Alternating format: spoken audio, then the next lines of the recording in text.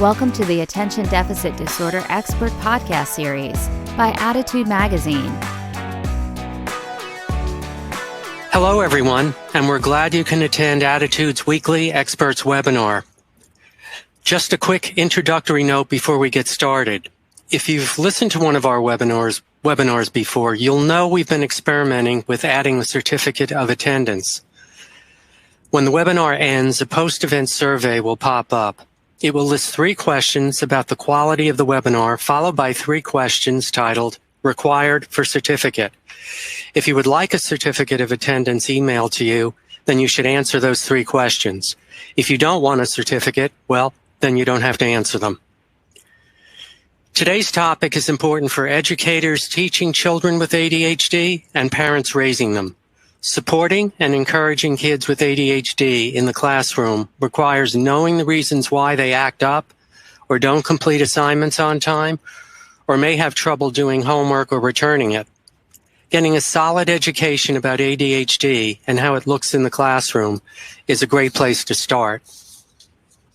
Today we have education expert Chris Zeigler Dendy here to enlighten us all about how ADHD symptoms affect kids at school and what we can do to maximize their learning experience.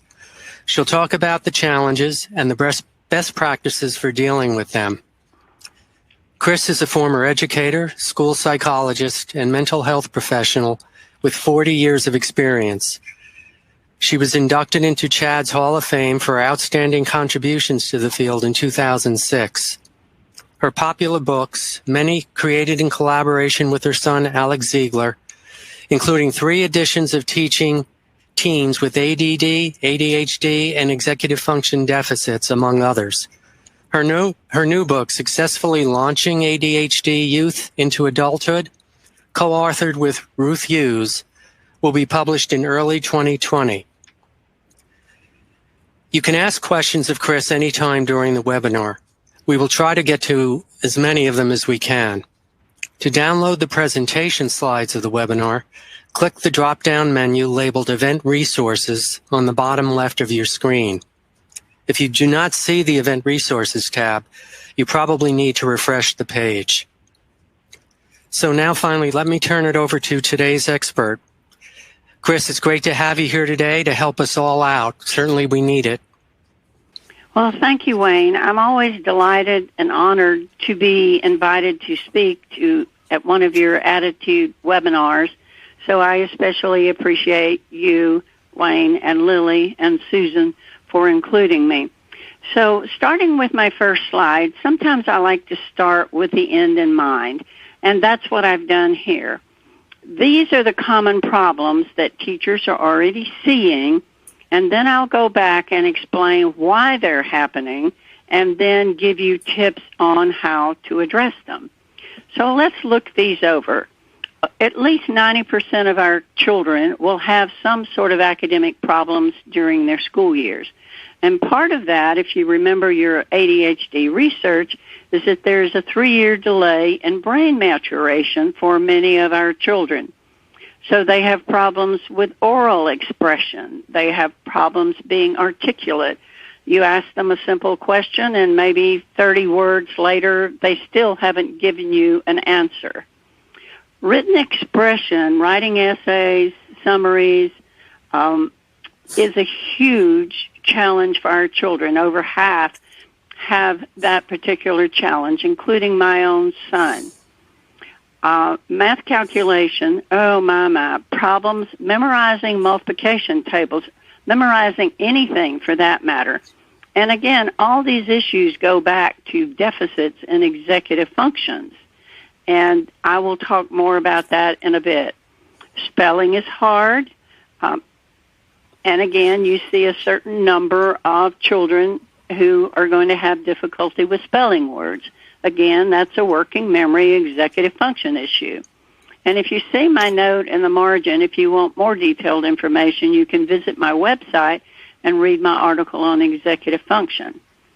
Now, listening comprehension. This is clearly known to most parents and teachers too. You tell your child something, and 5 minutes later he seems to have forgotten it. That is not simply a matter of choice, as we often believe, but it's because they have limited working memory. We talk about reading comprehension. They can't hold the information in mind that they read. And I know I've had Alex tell me, Mom, I read the whole page, and I can't remember a thing I said. Now, the next one doesn't affect as many of our children. 28% have something called slow processing speed. My son Alex struggles with that too, and what that means is they're going to read more slowly, write more slowly, and so when it comes to finishing assignments and finishing tests, it's going to take them longer. And so there are accommodations that will be necessary to help even the playing field for these children. So our children can't rapidly name colors, sometimes letters, or just objects. And there are ways we can help them with that.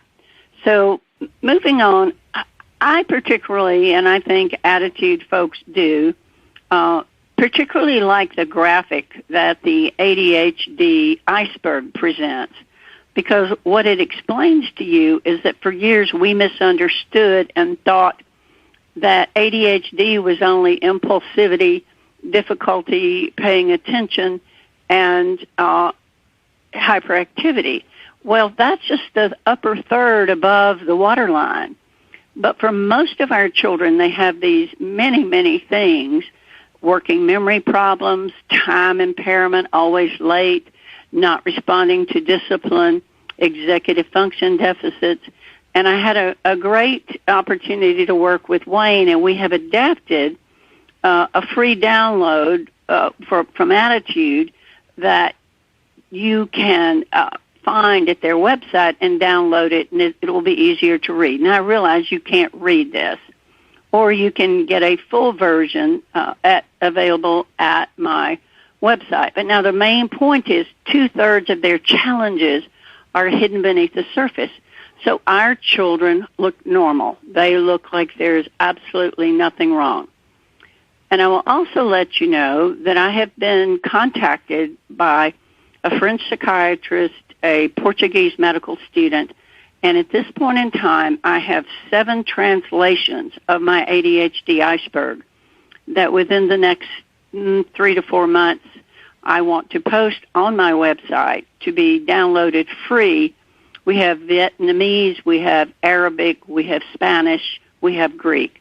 So this to me is a really exciting way of helping other countries too. Okay, let's take a look at the brain. Now we know that the ADHD brain matures more slowly based on solid scientific research. But what you may not know is that the front of the brain, the prefrontal cortex, is the slowest to mature. So just look at what that controls: attention, memory, impulse control, reason, logic, problem solving, planning ahead, and goal setting.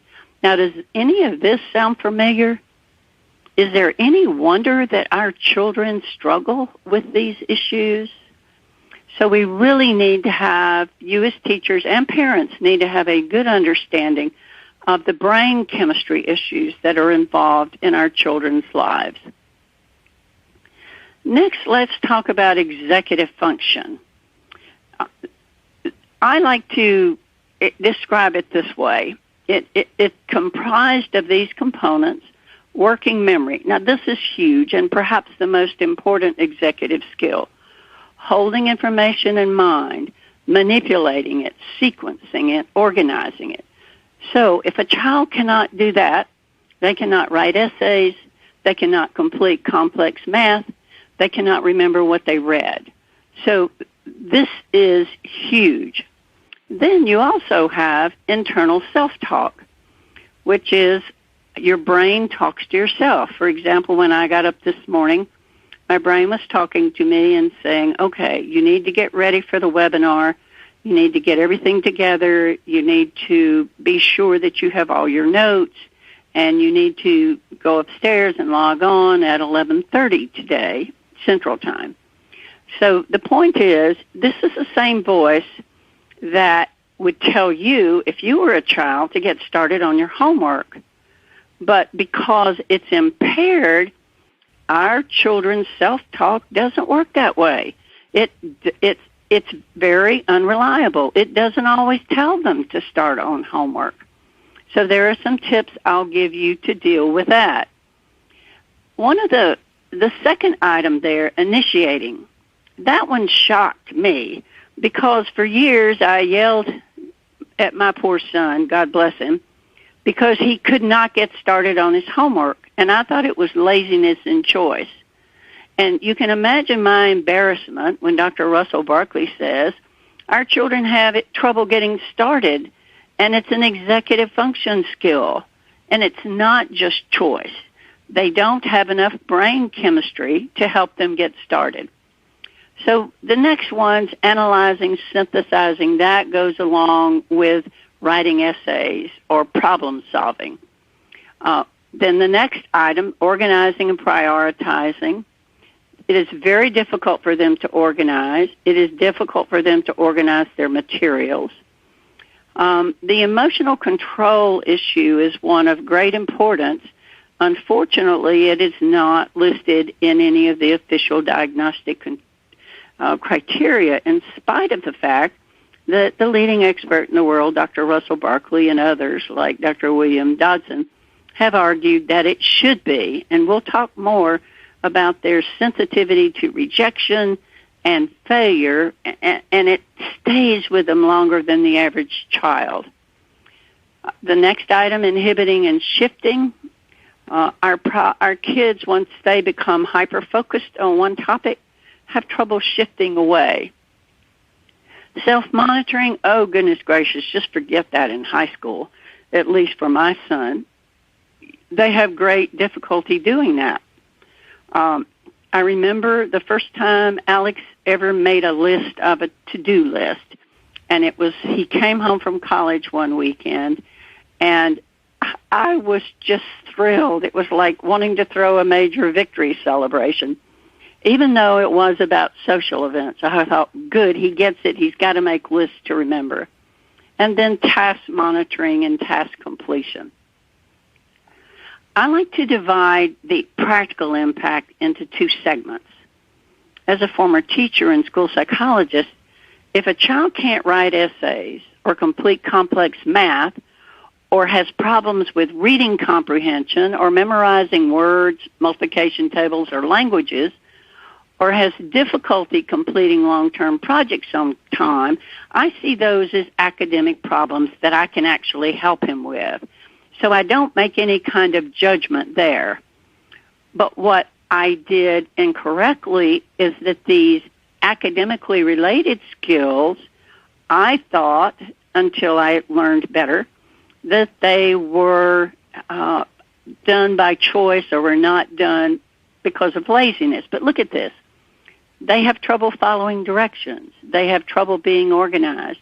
They have trouble getting started, remembering chores, analyzing and problem solving, planning for the future, and controlling emotions. All of these are related to executive functions, deficits in those areas. So what I hope teachers and parents are understanding is that these issues need to be addressed, but you need to put supports in place or practice replacement strategies. In fact, for example, if you have to help them organize their notebook, or as my sister does at her school, she has them keep she teaches high school. She has them organize a notebook, and each day they correct it, and they do it in partners so that one student is teaching the other, because teachers can't do everything. So here is one of our take-home messages. Our children have unreliable working memory and limited self-talk. So what that means is you can't count on them to remember much of anything. So if you want your child or student to be successful, you have to give them external reminders. These have to be things that you can see or hear. an alarm clock, an alarm on your watch, an alarm on the computer, a Post-it note. I used to put Post-it notes on Alex's steering wheel to remind him of things. Or someone, hopefully not somebody that's screaming at you like this guy, but maybe a friend will call you or your mom will remind you. Something done in a friendly manner. Our children have not chosen to have ADHD, and we need to work with them as partners. I love football, so this football analogy was perfect for me. What we see is what I call the difference in chronological age and in a developmental age. So, for example, if my son was 12 years old, as you can see there in the third column, then his executive age, ability to be organized, plan ahead, etc., is going to be more like an 8.5 or 9-year-old. So the brick wall is hit in middle school because as a middle school teacher, I would look at a kid and I'd say, you're 12. You should be able to remember to bring your assignments home and complete them and then bring them back to school. But here's the rub. This is not realistic for these children because of their developmental delay. So what I hope one of the outcomes of this session from teachers is that you realize you are going to have to put more supports in place and accommodations in place for these children than you originally thought they need. And that was especially true for me as a parent. I'm a professional, and I'm thinking I shouldn't be having to remind my son about his homework.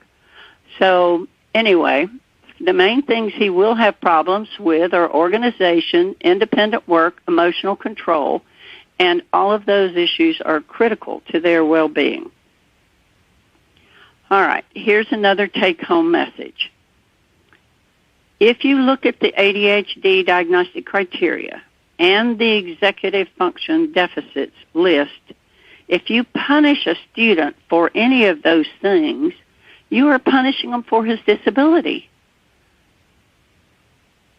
For example, if he's forgetful, if he forgets to bring his homework or loses it, please give him visual reminders, either through the computer, phone, Post-it notes, or what have you, and verbal reminders from teachers, students, and friends.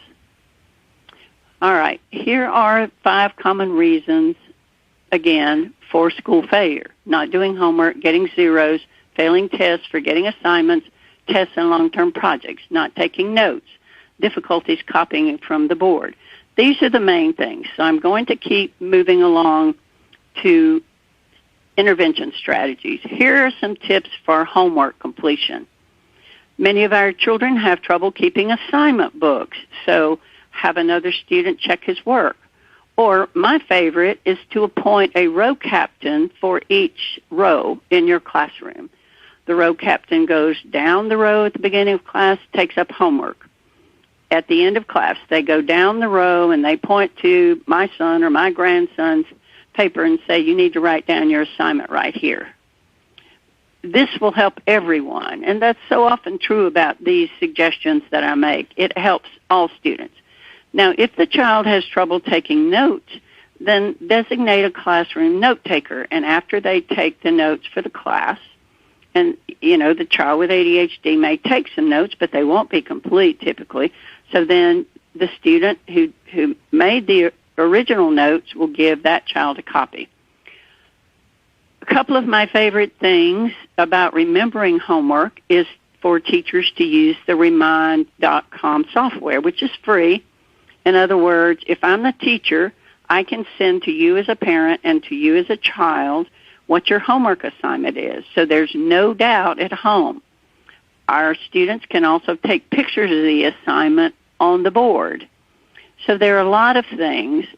I always went to PTA and asked the teacher, his classroom teachers, do you have any long-term projects, and what is your homework pattern? And they would proceed to tell me.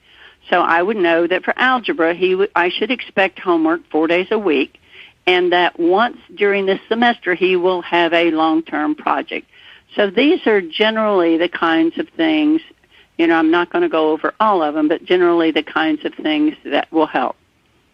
Now, our children don't instinctively know how to write essays or how to take tests.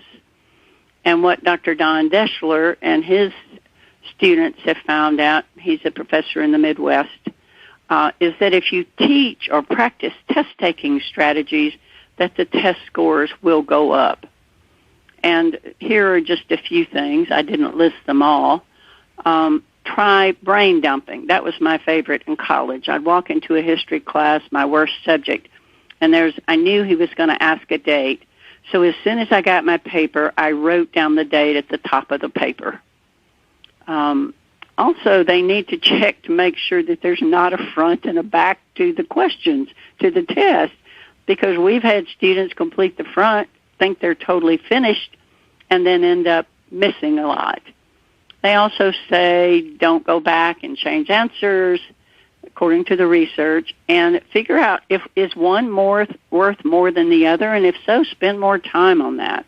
But these are just little things that you as a parent or teacher can help with. Now, here's the biggie. I've known at least a couple of kids who forgot their long-term projects. One was one of Alex's classmates, and he had been a state championship wrestler, but he could not wrestle. So here are some tips for teachers. Modify the assignment, break it into 2 or 3 segments with different due dates, so that decreases the likelihood of failure because he would get grades on each segment. Prompt him and absolutely notify the parents. And if a parent doesn't think of it, you as a teacher suggest that be in the IEP or 504 plan. And you're going to, I use the word teach to schedule time backwards, but that's really a misnomer. When we say teach, we think all I have to do is show you how to do this 1 or 2 times and you've got it. The reality with kids with ADHD and executive function deficits is you have to practice. Provide a job card. These are the exact steps you have to do to complete it. Give them a graphic organizer that helps them see the key material. Show them a completed model of the project or reports, because what they found is that the quality of the projects and the reports improve. Now, here's a sample of a graphic organizer that I created in my Teaching Teens book. And the reason I did this is because a high school student was given 2 pages of instructions single-spaced. And he and his mom sat down and pulled out the key points because our kids have trouble finding the key points. And then they developed an action plan from this. Now, again, this is like a Cliff Note versions of how much time I would really like to spend with you on all of this. Now, this is a weekly project planner. What you're trying to do is make time concrete, make it visual. In other words, if your project is due on the very last day, or like, I can't even read this print, it's so small, the last day of that last week, then you're going to count. All right, you have 12 things to do. Let's schedule them backwards. And so at least then he knows when he should start, and then he can check them off. There's always something satisfying about checking them off. Now, let's talk about memory strategies. Clearly, I thought Alex couldn't memorize, but later I realized, yes, he can, but you have to practice strategies with him and give him some accommodations. Things like keeping instructions brief, providing guidance in writing. I particularly like the foldables. Do you see the white notebook paper on the right there? That, in other words, this is one related to math. So on the top flap, you name the theory or whatever, and then underneath it, you write what it means. And what happens is, because it's all concise in one place, and they have to create it themselves and think about it, there is an increased likelihood that they will remember it. I also like to do cues. Class, this is important. In other words, listen up. Or I like it when you give them a number. Remember 5 things. I do that to myself all the time. And one of my favorite, the late Claire Jones, used to say, use wild and wacky. Same and similar is boring, and they're not going to remember it. Now, brain breaks or movement and exercise also helps. So you can have kids walk to the water fountain and back. You can have them raise their hands and answer. You can have them do jumping jacks by their chairs. But what that does is it increases blood flow to the brain and helps them think more clearly. Okay, this is a tough one. Social skill deficits are common with about half of our kids. I don't find it to be quite as true for our students with ADHD and attentive. And what I've learned, and I've been researching this for our new book, is the boys' world revolves outside of school, and the girls' world revolves in school. So these are the kinds of things that they need to do to get along with that group of girls. And smiling and being friendly is important to girls. It's not to boys. But boys like activities and sports. And for example, so if your son knows a little bit about sports, help him catch up with the local one-loss season. If he wants to play ball, practice with him so he can get better. Some of our kids are not well coordinated. And I know some of you worry about your child only not having many friends.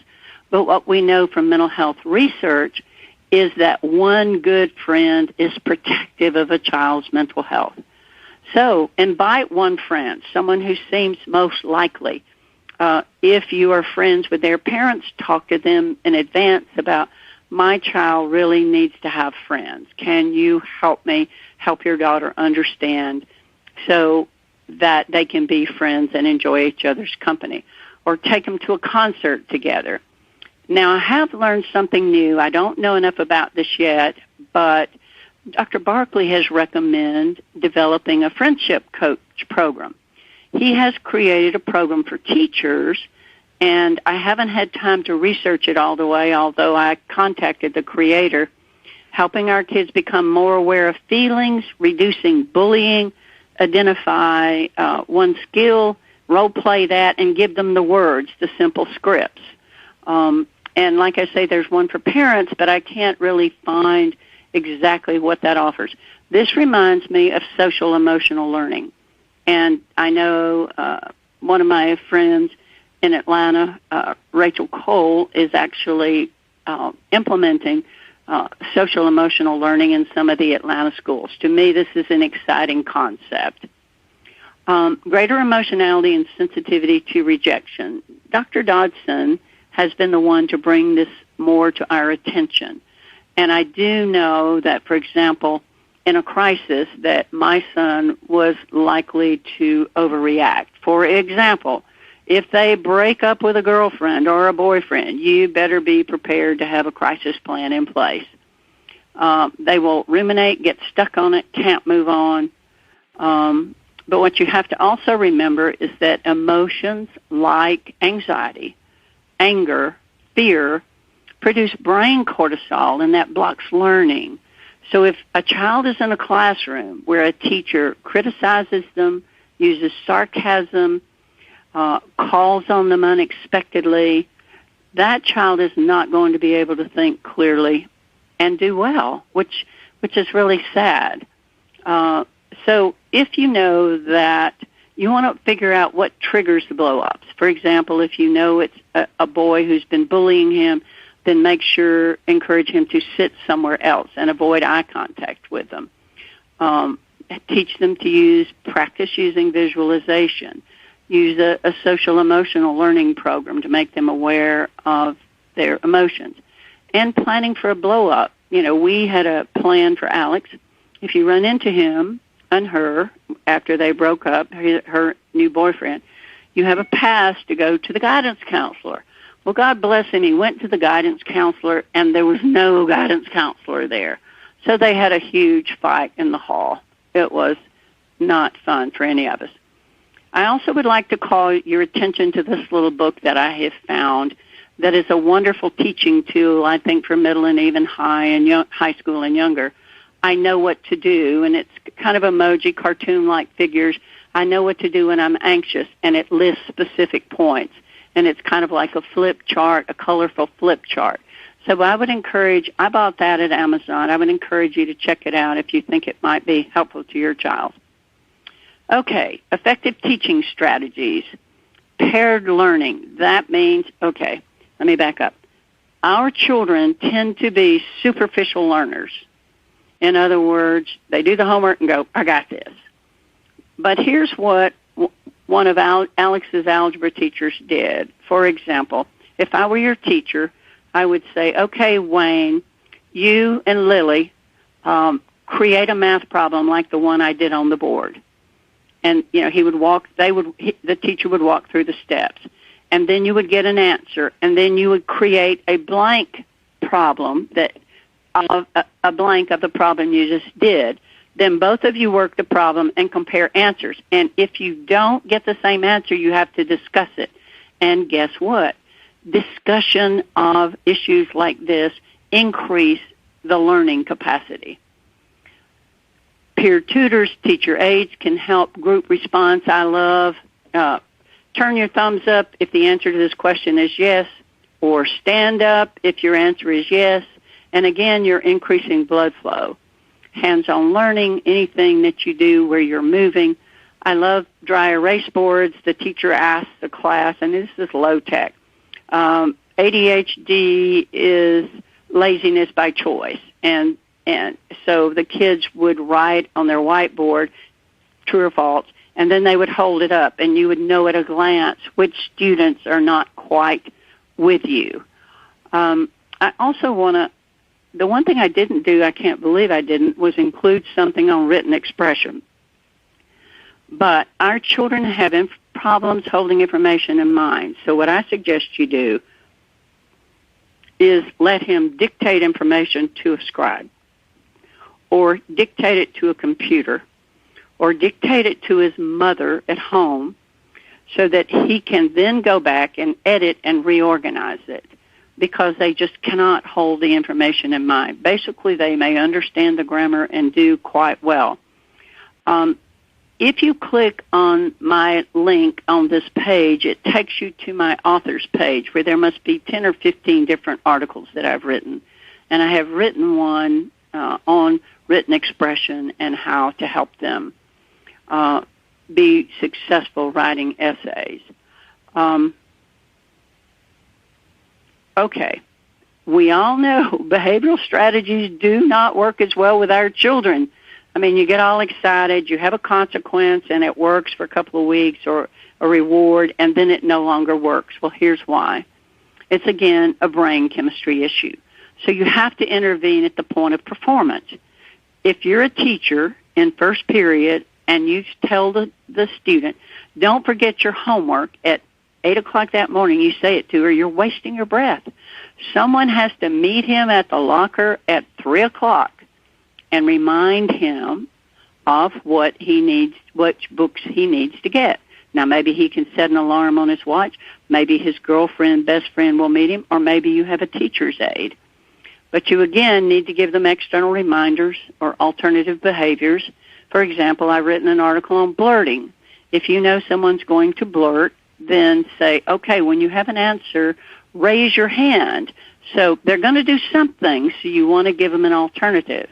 Or maybe you give them so many tokens where they can speak, or at some point as they progress, you let them write down what their comments are. There are certain high-risk times when kids get in line to go to lunch or out to PE. And if you can't change the behavior, change the environment. For example, I can't change the fact that Alex was always late, but I can certainly text him to remind him of something that he needs to do, or that it's time, that it's nearing his curfew time. This is another important thing. Punishment. My 8-year-old son looked at me and he says, "Mom, I'm sorry when you punish me, but it just makes me want to be badder." Badder, not better, badder. So the point is, punishment does not work with our kids because the issue is a chemistry issue. It's a white matter brain issue. It's a neurotransmitter issue. So it's not going to grow more white matter. It's not going to increase neurotransmitters. It's not going to teach new skills. So you must practice new skills and compensatory strategies. I'm an optimist. And based upon my own experience as a former teacher and a school psychologist, succeeding in school is one of the most therapeutic things that can happen to a child. It is part of a therapeutic plan because children who are successful in school are not going to act out. They have no reason or little reason to act out. And one last thing before I close is for any of you that live in the Southeast, I'm co-chair of our annual ADHD conference in January, and Dr. Barkley's speaking. We have wonderful sessions for teachers and for parents. We have the director of the Emory Autism Center coming. It's an exciting program. So if you are interested in this, please contact me, and I would be happy to send you information. And that's all for me, Wayne, so okay. Take it away. That was great, Chris. Thank you. Very practical stuff we can use right away. Lots of questions, and one is about medication. Do you believe that all the practical strategies you gave, how does medication fit into an overall plan in terms of following the external tools or external strategies that you suggested? Okay. My personal belief is that, and experience, is that it takes a combination of medication and strategies to be successful. And here's why.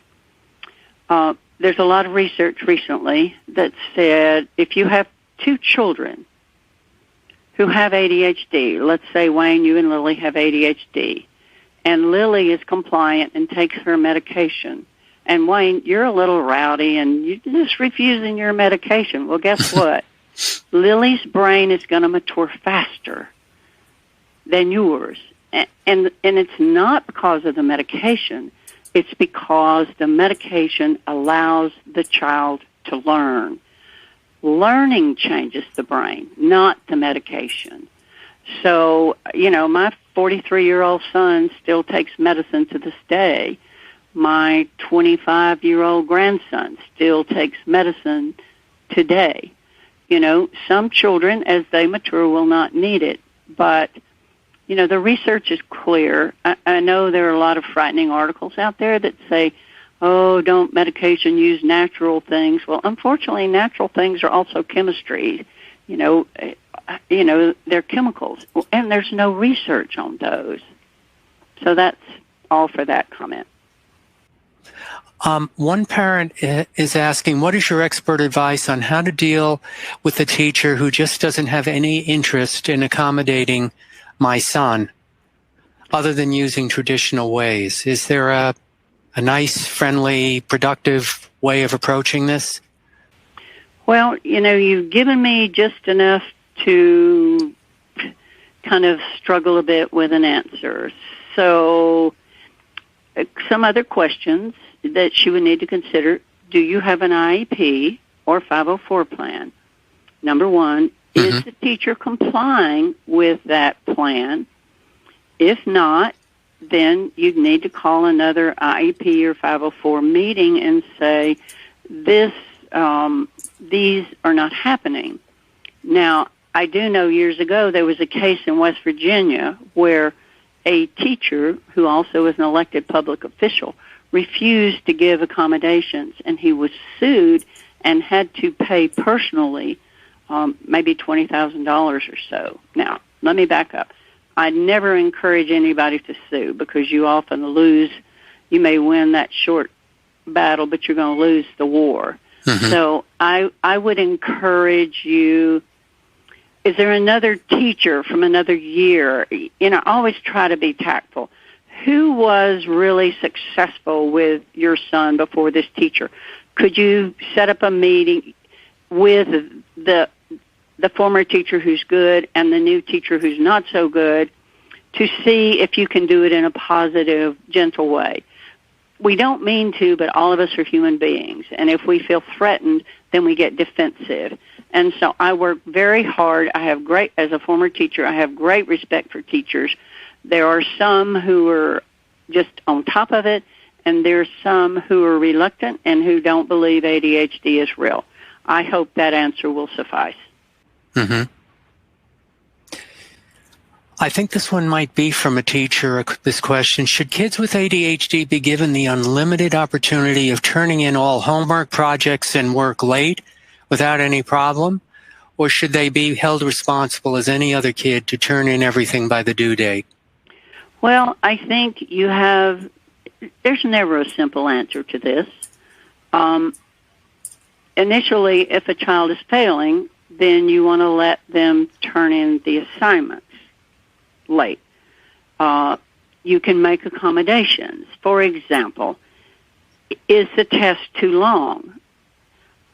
Is the assignment too long? Does he have slow processing speed? So you have to have an assessment to know what the issue is.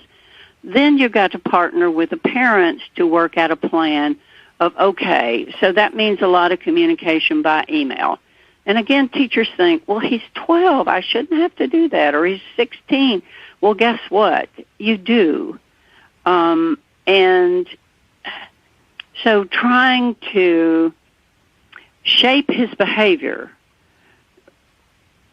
from not being on time, giving him lots of praise when he is on time, and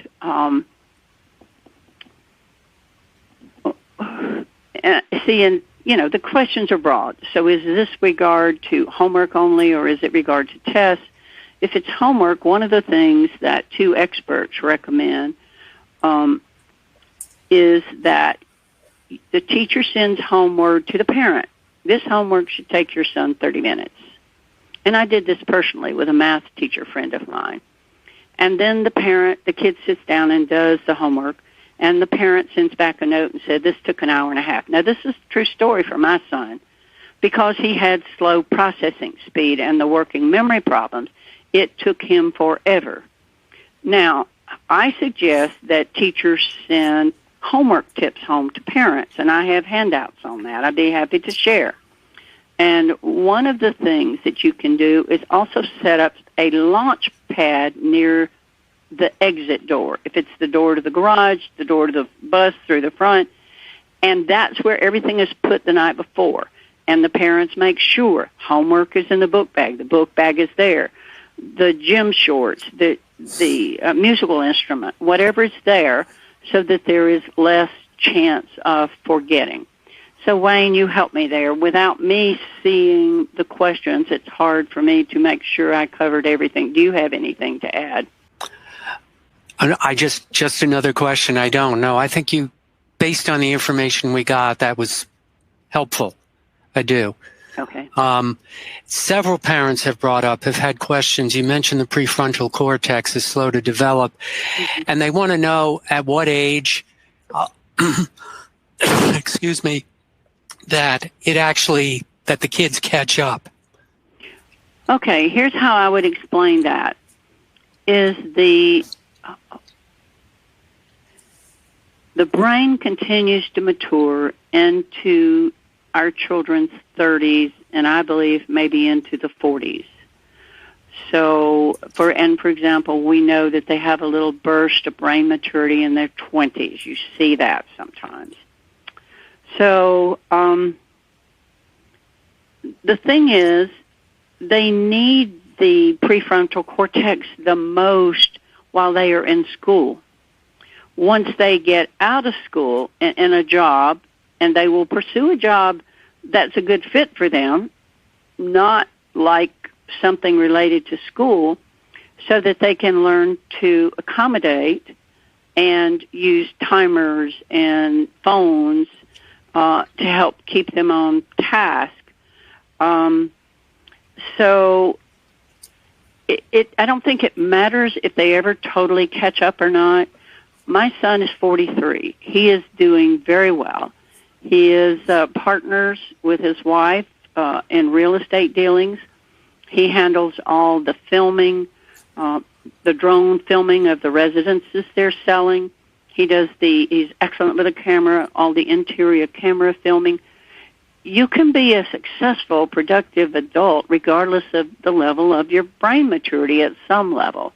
I mean, I saw tremendous maturity throughout the years, and it's such a relief. You know, I used to say to parents, I would say, okay, here's the good news and the bad news.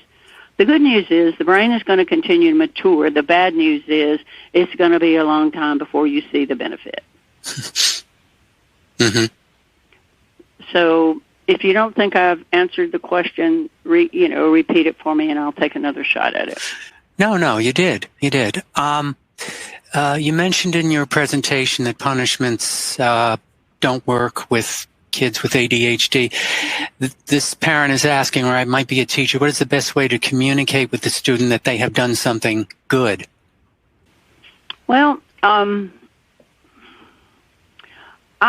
you have to be genuine with your praise. And let me back up. One of the most important things teachers and parents can do is to maintain a positive relationship. Greet that kid every day at the door. Know his name. The younger kids these days are doing these little greetings, high five, hugs with their teachers. So that if you trust your teacher or trust your parent, you're going to be more likely to be eager to please them. And if they're eager to please them, they're really going to do well. So I think one teacher I know put 5 names on the board every day of somebody who was doing really well. Thank you, John, for picking up that pencil and handing it to Mary, or thank you for throwing the trash in the garbage, or thank you for helping. And so instead of the 5 names who were bad, put the 5 names up as a star group, the people who were helpful. Or, you give them a silent pull of your ear. You walk by, you pat them on the shoulder. Wow, you're working really hard. That's a tough one. You're making great progress. So it's to brag on their effort and less so on, you're a good boy kind of thing. Mm-hmm. Mm-hmm. Yeah, because they'll detect false praise pretty quickly. Oh, my son would, and he'd think it's just you. You're just saying that because you're my mother. And I go, well, yeah, but it's true. Right. Yeah. Can you give any kind of details about setting up maybe an ADD-friendly classroom? Maybe in the physical layout of it, or? I'd have to think about that. Maybe predictability in terms of... Okay, all right. Thank you for... Yeah, all right, I have a confession here.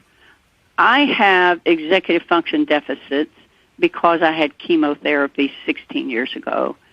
So retrieving information from my working memory and recall is tough. And so sometimes it takes me a minute more to find it. But you hit it. You need structure. You need routine. They need to know what to expect. There has to be a place where you put your homework. There is a place where the pencils are. Don't make a big deal if a kid doesn't have a pencil. Have a pencil. You can have one of these pencils if you're out. I like the working in pairs. Alex had to do a notebook for his science in high school by himself with no support. You write down every assignment, and it's got to be in order, and you have to take the worksheet and put it in this notebook. What my sister is doing by pairing them is to let them help each other.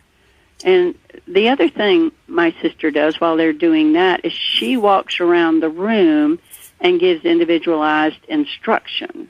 And so she'll say, all right, take another look at this one. So she does something my sister has ADHD, and I adore her, and she is an extraordinary teacher and has the highest test scores, and it's because of her teaching strategies. But, any kind of sending home an attagirl or an attaboy, just an email. John was helpful today.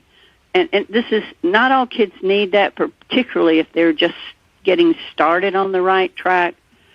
Praise, Mm-hmm. and letting the parents know, too. Because when parents get a note, they expect it to be negative. Right, exactly. Are there any ways that parents, this is not in an arrogant type of way, that parents who know all about ADHD can sort of clue teachers in who might not have the exact same knowledge base? Yes, I suggest doing it very subtly. Right. Sometimes, like, I have a sheet called 10 Key Facts. It's available on my website, and I think I have it. Again, people can email me, and I would be happy to give them this. So, it almost, poor parents, you have to become a counselor. So you have to know how to help people feel comfortable and not defensive. So you say to her, I attended this webinar yesterday with Chris, and she gave me this, and I thought you might be interested in it, and give her one sheet at a time. Go to your guidance counselor. Ask her, how can I help this teacher understand it better? I've had schools that invite me in to do training for the whole school. Mm-hmm. So, you might seek that kind of training for the school. Or if you, this small town stuff here, if you know someone who knows the teacher who has a kid with ADHD, just get them to kind of casually say something. So I was a lobbyist for several years, so I'm always trying to analyze, okay, this is my goal, helping this teacher understand ADHD. Share our iceberg with them. That speaks volumes. Mm-hmm. That shows how complex it is, and you can say, well, I used to think that ADHD was just simple misbehavior, but just look at this, how complicated it is. Mm-hmm. Very quickly, do you have any tips or strategies for helping kids? A lot of parents talk about their child being challenged by trying to memorize things. I know you might have mentioned a couple of things in your slide. Do you have anything else up your sleeve in terms of helping a kid memorize? Yeah, for example, times tables the fun way will help, and they have it for addition, subtraction, will help you memorize because it has stories to go with it. Anything you can do that's physical. One physician here who had a daughter with ADHD, let her write her words on the shower wall in the steam. Use Scrabble letters to work on spelling words. I'm trying to think. There are other things than just that. Right. For example, the foldables can help you memorize facts. And there was another clue. For example, it's and I didn't include that slide, but you include mnemonics, and the question would be like in World War II. Okay, who were the countries that were involved? And so, and dang it, I'm not going to be able to accurately describe it.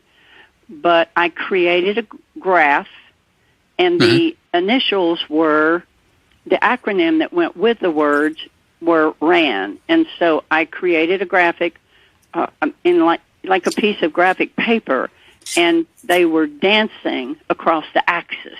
So we were talking about the axis powers. Now, these are not easy to create. So don't test me on my history, but just trust me that there were three countries. The RAN were in the Axis powers. I assume that was Russia and whoever. But they're hard to create. Yeah. But, so they're going to go into that test and they're going to see. They're going to know the axis powers. Mm-hmm. Or create in drawings on the wall in their room. All right, here is Germany, here is England, so that they can visualize it. Anything that you can do with something they have to memorize to help them visualize it will be very helpful. Talk mm-hmm. about it, discuss it, and it's not easy. No, that's time intensive and also draws on your creative powers as well. Yeah, I can see that. One thing I wanted you to talk about is, and I know you wrote an article about this, but kids acting up in classrooms and how kids with ADHD or LD might be, teachers might misinterpret that as them just being sort of a bad apple, mm-hmm. rather than the fact that it could be tied to the fact, of the child not really understanding what he's supposed to do on an assignment. Yeah. And I was just wondering if you could sort of link all that and shed some light on how acting up is not just tied to just a kid acting inappropriately. Well, there's a saying that children would rather be viewed as being bad than being dumb. Mm-hmm. So if they don't know the answer, then, and plus you have the problem with our slow processors who can't absorb what they're being asked. So one way for teachers to do that is before class say, all right, John, I'm going to ask you this question. Here it is. So he has the question in front of him, and he has time to think about it. Mm-hmm. It's just our kids have trouble quickly retrieving information. And so it makes them feel stupid.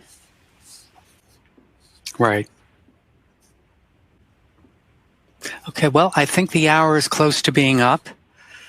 So everyone had lots of great questions, and Chris, you had great insights about all of this. I'm sure everybody's going to be able to take something away from this to improve the situation in the classroom or at home. So I really thank you for being here. I'm always delighted for the opportunity to help parents and families because my husband and I and my family have lived it, and we've been blessed that our kids are doing well. So mm-hmm. Thanks again for the invitation, and thanks to all of you who attended, who listened. Yep. Yeah, and I'll repeat that. Thanks to all of the attendees for being here, and hope you will attend next week's webinar on September 25th when Roberto Olivardia will explain the relationship between ADHD and sleep and how important sound sleep is to optimizing the ADHD brain in children and adults. So thanks for attending today's webinar once again, and have a great day. Well, it's my pleasure. Thank you, Wayne. Thanks, Chris. Bye. For more Attitude podcasts and information on living well with attention deficit, visit attitudemag.com.